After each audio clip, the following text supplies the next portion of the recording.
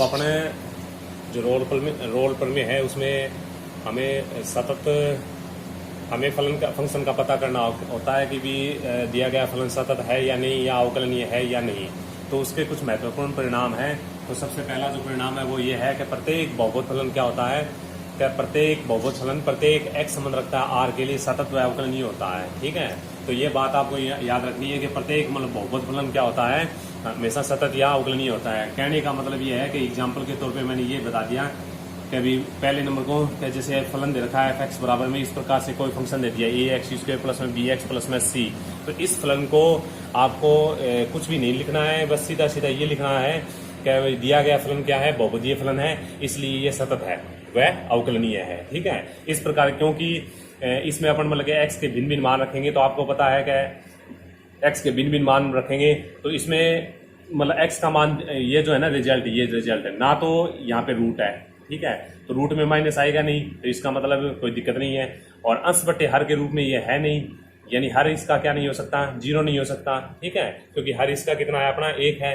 तो इस प्रकार के जितने भी जो फलन होते हैं ना, वो सारे के सारे फलन क्या होते हैं, सतत फलन होते हैं। ठीक है, जैसे एग्जाम्पल के तौर पे मैं एक और बता दिया, जैसे ये दे दिया कि x की पावर 3 प्लस में 4x प्लस 1 दे दिया। ठीक है, तो ये क्या है, बहुपदीय फलन है। या f(x) बराबर मैंने इस प्रकार से लिख दिया x प्लस 1, तो ये भी क्या है कि बहुपदीय फलन है। कहने का मतलब ये है मेरा कि इस रूप का प्रत्येक बहुपदीय फलन, इस रूप का, ठीक है, चाहे पावर 2 हो, चाहे 2 घात का हो, चाहे 3 घात का हो, चाहे 5 घात का फलन हो, वो सारे के सारे फलन क्या होते हैं, बहुपदीय फलन होते हैं। इस प्रकार से जो भी फलन आते हैं वो क्या होते हैं, बहुपदीय फलन होते हैं। और बहुपदीय फलन क्या होते हैं, अपने प्रांत के प्रत्येक मतलब मान के लिए सतत व अवकलनीय होते हैं। ठीक है, अब अपन मतलब आगे बात करें, दो नंबर जो बात की है मैंने, त्रिकोणमितीय तथा प्रति त्रिकोणमितीय फलन अपने प्रांत के प्रत्येक बिंदु पर सतत होते हैं। ठीक है, तो सबसे पहले अपन बात करें कि साइन फलन की बात करें, त्रिकोणमितीय फलन। आपको सबसे पहले ये पता होना चाहिए कि त्रिकोणमितीय फलन कौन से होते हैं। जैसे मैंने लिख दिया, कौन सा लिख दिया, साइन एक्स लिख दिया, फिर लिख दिया मैंने कोस एक्स लिख दिया, फिर लिख दिया मैंने कितना, टेन एक्स लिख दिया, फिर अपना क्या है कोट एक्स, फिर अपना हो गया सेक एक्स हो गया। ठीक है, और कोसेक एक्स, ये सारे के सारे कौन से फलन होते हैं, त्रिकोणमितीय फलन होते हैं। और त्रिकोणमितीय फलन अपने प्रांत के प्रत्येक बिंदु पर क्या हो, सतत व अवकलनीय होते हैं। ठीक है, तो सबसे पहले मैं प्रांत बता देता हूँ कि प्रांत क्या होता है। कि जैसे अपना कोई भी फलन दे रखा है, क्या एफ है, क्या ए से बी, ये कोई समुच्चय है, ए से बी के बीच में परिभाषित है, कोई समुच्चय ए और बी है। जैसे ए के बराबर मैंने लिख दिया क्या, 1 2 3 लिख दिया। ठीक है, और बी के बराबर मैंने लिख दिया कितना, क्या 2 4 और 6 लिख दिया। ठीक है, और फलन ले लिया, इन दोनों के बीच में कोई संबंध है 2x, तो ये ले लिया। देखिए क्या लिया है मैंने, क्या कोई मतलब संबंध है, तो एफ है, ए से बी के बीच में ए और बी दो समुच्चय हैं, ए और बी दो समुच्चयों के बीच में कोई संबंध है। ठीक है, वो संबंध क्या है, एफ(x) बराबर 2x है। अब ए ये है, ए 1 2 3 है समुच्चय, और बी अपना समुच्चय 2 4 6 है। तो अब इसमें एक रखेंगे, अपन एक रखेंगे तो ये बनेगा f1 बराबर उत्तर आएगा 2, f2 रखेंगे तो कितना आएगा 4, f3 रखेंगे, f कितना रखेंगे 3 रखेंगे तो कितना आएगा 6 आएगा। तो ये जो वैल्यू अपन रख रहे हैं, x के जो मान रख रहे हैं वो क्या होते हैं, इसके प्रांत होते हैं। ठीक है, फंक्शन के क्या होते हैं, प्रांत होते हैं। यहाँ पे हमने क्या रखा है, 1 रखा है, 2 रखा है, 3 रखा है, तो 1 2 3 इसके क्या होते हैं, फंक्शन के क्या है, प्रांत है। ये जो संबंध दे रखा है, इस संबंध के क्या है, प्रांत है। ठीक है, तो इसी प्रकार से त्रिकोणमितीय फलन की बात चल रही थी। त्रिकोणमितीय जो फलन होते हैं, त्रिकोणमितीय जो फलन है, जैसे साइन एक्स ले लिया, कोस एक्स ले लिया, टेन एक्स ले लिया, कोट एक्स ले लिया, और सेक एक्स ले लिया, और कोसेक एक्स ले लिया, ये सारे के सारे जो फलन होते हैं वो अपने जो प्रांत, इनका जो प्रांत होता है उसके प्रत्येक बिंदु पर क्या होते हैं, सतत होते हैं। तो अब आपको इनके प्रांत का पता होना चाहिए भी। साइन का जो प्रांत होता है वो कौन होता है, आर होता है। ठीक है, प्रांत होने का मतलब ये है कि जैसे फलन लिख दिया मैंने, ये फलन लिख दिया f(x) के बराबर क्या ले लिया मैंने, साइन एक्स ले लिया। ठीक है, समझाई बात। तो f(x) बराबर मैंने क्या लिख दिया, साइन एक्स ले लिया। अगर इसके ग्राफ की अगर बात करें तो ग्राफ कुछ इस प्रकार से होता है इसका। ठीक है, इस प्रकार से चलता जाएगा, ये इस साइड में भी चलेगा। ठीक है, तो इसलिए ये क्या है कि फलन अपने को पता है कि ये फलन क्या होता है, सतत होता है। तो ये ग्राफ से भी पता चल रहा है कि ये सतत होता है, इसके प्रांत से भी पता चलता है। क्या ये अपने ये बात भी याद रख सकते हैं कि त्रिकोणमितीय तथा प्रति त्रिकोणमितीय फलन अपने प्रांत के प्रत्येक बिंदु पर क्या होते हैं, सतत व अवकलनीय होते हैं। ये अगर आपको बात याद है तो कोई दिक्कत नहीं है। या फिर इसके ग्राफ के द्वारा भी अपन इसको दिमाग में रख सकते हैं कि ये फलन सतत है। कैसे, क्योंकि भी साइन का जो ग्राफ होता है वो इस प्रकार से होता है। ठीक है, तो ये जो पॉइंट है वो अपने आप मिल जाएंगे। ये पॉइंट इस प्रकार से मिलते जाएंगे कि f(x) को हमेशा क्या लिखा जाता है, y लिखा जाता है। ठीक है, तो सबसे जो पहला पॉइंट है ना वो मैंने इसमें रख दिया कि भाई x बराबर 0 रख दिया। तो x बराबर 0 रखेंगे तो साइन 0 बनेगा, साइन 0 रखेंगे तो y बराबर क्या बनेगा 0 आएगा, साइन 0 का मान 0 होता है। तो ये पॉइंट आ गया सबसे पहला पॉइंट। फिर इसके अलावा हमने x बराबर कितना रख दिया, जैसे मैंने रख दिया π/2 रख दिया, तो x बराबर π/2 रखें तो साइन π/2, साइन π/2 का मान कितना बनता है, y बराबर कितना आएगा 1 आएगा। तो ये जो पॉइंट होता है ना ये पॉइंट होता है अपना π/2 और 1 होता है, ठीक है। इसी प्रकार से जैसे ये पॉइंट है, इस लाइन पे क्या होता है, ये जो लाइन होती है ना ये लाइन अपने x बने तो x पर क्या होता है y बराबर 0 होता है। तो इस फलन में अपने y बराबर 0 रखेंगे तो साइन x बराबर कितना मिलेगा 0 मिलेगा। और साइन थीटा बराबर 0 या साइन x बराबर 0 कब होता है, जब x बराबर कितना होगा n पाई, और n किससे संबंध रखता है z से। ये 11वीं क्लास की बात है, मैंने आपको बहुत बार बताई है कि भी ये याद रखना, ठीक है। n किससे संबंध रखता है z से। z क्या होता है, एक पूर्णांक संख्या होती है, और पूर्णांक संख्या होती है 1 2 3 4 5, यानी 0 के एक साइड में प्लस वाली और 0 के दूसरी साइड में माइनस वाली। तो यहाँ पे पूर्णांक संख्या रखेंगे, यानी 1 पाई रखेंगे, फिर 2 पाई रखेंगे, फिर 3 पाई, फिर 4 पाई। तो ये सारे बिंदु है ना, ये तो पॉइंट अपना 0 0 होगा, ये पॉइंट होगा अपना पाई 0 होगा, ठीक है। ये कितना होगा अपना 2 पाई और 0 होगा, ठीक है। इसी प्रकार से ये जो पॉइंट होगा ये कितना होगा 3 पाई और 0 होगा, ठीक है। क्योंकि इन सब पे क्या होता है y 0 होता है, और ये x एक्स पर y क्या होता है अपना 0 होता है। इसी प्रकार से ये 4 पाई 0 आएगा, ठीक है। और रही बात ये जो पॉइंट निकालेंगे ये आएगा 3 पाई/2 और 3 पाई/2, y का मान -1 आएगा, ठीक है। समझाई बात। तो ये अपन त्रिकोणमितीय जो फलन होते हैं ना इनका प्रांत याद रखने की जरूरत होती है। अगर प्रांत में से अपन कुछ रख रहे हैं, कोई भी प्रांत का कोई भी बिंदु हो तो उस पर ये फलन क्या होता है अपना सतत होता है। इसी प्रकार से अपन साइन एक्स के बाद में कोस एक्स की बात करें तो कोस एक्स, ठीक है। इसी प्रकार से अपन कोस एक्स की बात करें तो कोस एक्स का जो प्रांत होता है वो कितना होता है अपना, कोस एक्स का प्रांत होता है अपना r होता है, ठीक है। साइन एक्स का प्रांत भी r होता है, r का मतलब होता है वास्तविक संख्या, ठीक है। तो वास्तविक संख्या कौन सी होती है, जो जितनी भी संख्या होती है ना, जैसे पूर्णांक सबसे पहले होती है मतलब प्राकृत संख्या, फिर होती है पूर्ण संख्या, फिर होती है पूर्णांक संख्या, फिर होती है परिमेय संख्या, फिर होती है अपनी कौन सी अपरिमेय संख्या। तो सारी की सारी परिमेय और अपरिमेय संख्याओं को मिला दिया जाए तो कौन सी संख्या में बन जाती है, वास्तविक संख्या बन जाती है, ठीक है। तो जो आर किसको बोल रहे हैं, रियल नंबर को बोल रहे हैं, ठीक है। तो साइन के आगे कौन आता है, एक्स होता है, ये इसको अपन क्या बोलते हैं, एंगल बोलते हैं। और यहाँ पे कोई भी वास्तविक संख्या रखोगे तो हर मतलब वास्तविक संख्या को के ऊपर ये क्या होता है, परिभाषित होता है, इसका मान वास्तविक होता है। हर वास्तविक संख्या पे इसका मान क्या आएगा, वास्तविक आएगा, ठीक है। इसी प्रकार से कोस एक्स है, कोस एक्स का जो प्रांत होता है वो भी अपना क्या होता है, अपना आर होता है। अगर इसके ग्राफ की अगर बात करें तो इसका ग्राफ कुछ इस प्रकार से होता है, देखिए क्या इसका ग्राफ है ना, कुछ इस प्रकार से होता है, ठीक है। जैसे अपने को फलन दे दिया y बराबर कितना दे दिया, कोस एक्स दे दिया।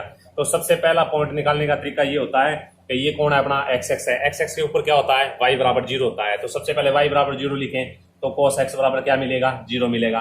तो कोस का मान 0 हो तो x बराबर क्या होता है अपना होता है 2n-1 और π/2, यानी π/2 कोस π/2 के मान, कोस π/2 का मान 0 होता है, कोस 3 π/2 का मान भी 0 होता है, कोस 5 π/2 का भी मान क्या होता है 0 होता है, ठीक है।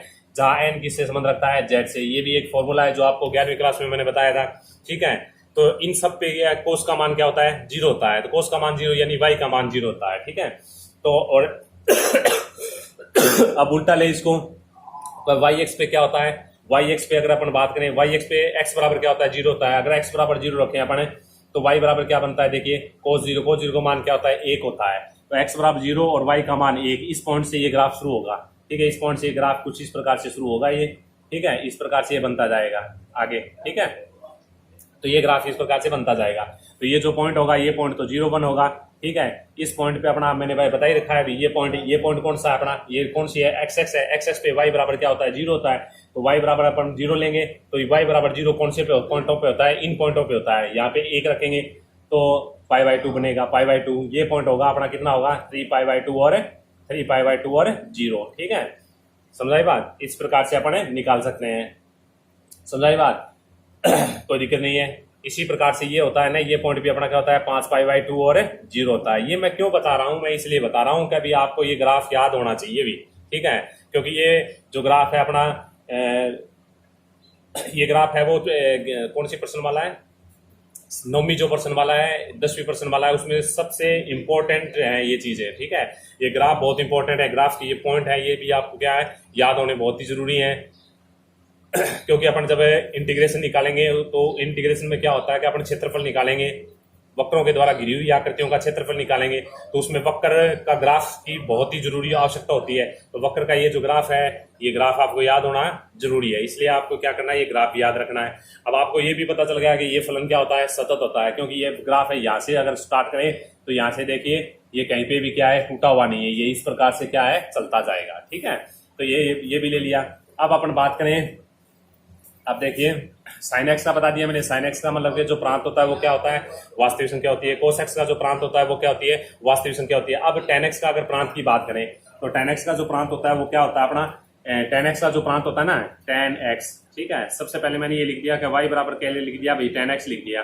ठीक है, तो वाई बराबर टेन एक्स को अपन इस प्रकार से लिख सकते हैं, क्या लिख सकते हैं कि भाई साइन एक्स अपॉन में क्या लिखेंगे, कोस एक्स लिखेंगे। ठीक है, और मैंने ये बात आपको पहले भी बता दी कि सतत फलन और अवकलनीय फलनों के लिए हर क्या नहीं होना चाहिए, जीरो नहीं होना चाहिए। अब अपने को पता है कि कोस के बहुत से ऐसे मान होते हैं जिनपे क्या है, कोस, ये देखिए हर कोण है इसका कोस है, तो कोस एक्स बराबर अगर अपन जीरो ले, कोस एक्स बराबर जीरो ले तो एक्स के भी मान ज्ञात हो जाते हैं जिसपे कोस का मान जीरो होता है। तो अब आपको अभी ये फॉर्मूला बताया था, भी कोस एक्स का मान है ना, कोस एक्स बराबर जीरो हो तो एक्स का मान ये होगा 2n - 1 कितना होता है, π/2, जहां मतलब n किससे संबंध रखता है, z, यानी z कौन सी संख्या होती है, पूर्णांक संख्या होती है। ठीक है, तो ये फॉर्मूला होता है। अब यहाँ से x के अगर मान ज्ञात करें तो देखिए z का मान 1 रखेंगे तो ये बनेगा π/2, 2 रखेंगे 3π/2 बनेगा, 3 रखेंगे 5π/2 बनेगा, इसी प्रकार से -1 रखेंगे, ठीक है, 0 रखेंगे तो क्या बनेगा, -π/2 बनेगा, फिर अपन -2 रखेंगे तो माइनस में 3π/2 बनेगा, इस प्रकार से रखते जाएंगे, माइनस में 5π/2। ये सारे पॉइंट है ना, इन पॉइंटों पे क्या होता है अपना, ये जो है ना कोस का मान क्या होगा, जीरो होगा। ठीक है, तो कोस का मान जीरो होगा तो ये हर क्या हो जाएगा, जीरो हो जाएगा। और अगर हर जीरो हो जाएगा तो आपको पता है कि आपको इस बात का पता होना चाहिए कि भी संख्या बट्टे में जीरो, यानी हर अगर जीरो हो जाएगा तो ये क्या आ जाएगी, इस पॉइंट पे ये मान क्या आएगा, इन्फिनिटी आएगा। इन मानों पे है ना, इन मानों पे इसका मान क्या आएगा, इन्फिनिटी आएगा। इन्फिनिटी आएगा तो इसका मतलब ये बिंदु वो बिंदु है जिन पे फलन क्या होता है अपना, असतत होता है। ठीक है, तो इसलिए इसका जो प्रांत होता है ना वो क्या होता है, टेन का जो प्रांत होता है वो ये होता है कभी ये अपना r माइनस में कितना, 2n - 1 π/2, यानी r यानी वास्तविक संख्या में से वो पॉइंटों को कम कर देते हैं। कौन से पॉइंटों को, जिन पे tan x का मान क्या होता है, इनफाइनाइट होता है। tan x का मान क्या होता है, इनफाइनाइट होता है, तो ये इसका क्या होता है, प्रांत होता है। ठीक है, इसी प्रकार से मैंने ले लिया भी। इसी प्रकार से अगर मैं बात करूं आगे, कभी tan के बाद में अगर अपन बात करेंगे भी कोट x की बात करें तो कोट एक्स वाई बराबर कितना अपना, कोट एक्स है तो वाई बराबर मैंने लिख दिया, कोट को क्या लिख सकते हैं अपन, कोस एक्स बटे में क्या लिखेंगे, साइन एक्स लिखेंगे। ठीक है, तो यहाँ पे क्या हुआ देखिए, साइन एक्स बराबर में जीरो, यानी ये भी क्या हो रहा है, अंश बटे हर के रूप में आ रहा है। हर क्या नहीं होना चाहिए, मैंने पहले भी बताया था कि भी सतत व अवकलनीय में हर अपना जीरो नहीं होना चाहिए, यानी किसी भी पॉइंट पे हर क्या नहीं होना चाहिए, शून्य नहीं होना चाहिए। लेकिन साइन एक्स बराबर क्या आ रहा है, अपन जीरो ले तो एक्स के वे मान ज्ञात हो जाते हैं जिन पे इसका मान क्या होगा, जीरो होगा। तो एक्स बराबर मैंने क्या ले लिया, n पाई ले लिया, और n किससे संबंध रखेगा, z पे रखेगा। ठीक है, यानी x के पॉइंट कौन कौन से बनेंगे, z का मान 1 रखेंगे तो पाई, 2 रखेंगे 2 पाई, 3 रखेंगे 3 पाई। ठीक है, और मतलब 0 रख देंगे तो 0 भी बनेगा, तो यहाँ पे 0 भी ले लेते हैं। ठीक है, और इसके अलावा -1 रखा तो -पाई, -2 पाई, -3 रखे तो -3 पाई। तो इस प्रकार ये सारे पॉइंट ऐसे पॉइंट हैं जिन पे साइन का मान क्या होगा, जीरो होगा। ठीक है, जैसे मैंने रख के देख लिया, देखिए सबसे पहला पॉइंट रखे 0 रखे तो कोस 0 का मान क्या होगा, 1 होगा, साइन 0 का मान क्या होगा, 0 होगा। तो इसलिए ये वैल्यू क्या बनाएगी, इन्फिनिटी बना रही है, यानी ये पॉइंट है जिन पे इसका मान क्या होगा, इनफाइनाइट होगा। ठीक है, अब होगा पाई का मान के लिए कोस पाई का मान होता है -1 और साइन पाई का मान क्या होता है, 0। फिर वही बात आ गई 1/0 का मान क्या होता है, इन्फिनाइट होता है। तो ठीक है, तो इसलिए कोट का जो है ना, कोट एक्स का जो प्रांत की अगर बात करें तो ये होता है r माइनस में कितना होगा, n पाई होगा। ठीक है, और n किससे संबंध रखेगा, z से संबंध रखेगा। समझ आएगी बात, तो r माइनस में n पाई। ठीक है, कोट एक्स की बात आ गई। अब अपने सेक एक्स की बात करते हैं, तो सेम प्रोसेस होती है भी, सेक एक्स लिख दिया, वाई बराबर मैंने क्या लिखा भी, सेक एक्स लिख दिया। तो सेक एक्स को अपन लिख सकते हैं 1 बटे कितना लिखें, कोस एक्स लिखें। ठीक है, तो कोस एक्स वही बात है, ये भी किस में रूप में आ रहा है, अंश बटे हर के रूप में आ रहा है, यानी नीचे वाला क्या नहीं होना चाहिए, किसी पॉइंट पे शून्य नहीं होना चाहिए। अगर अपन मतलब कि शून्य लें, कोस एक्स बराबर शून्य लें तो वो पॉइंट ज्ञात हो जाएंगे जिसके ऊपर इसका मान क्या होगा, शून्य होगा।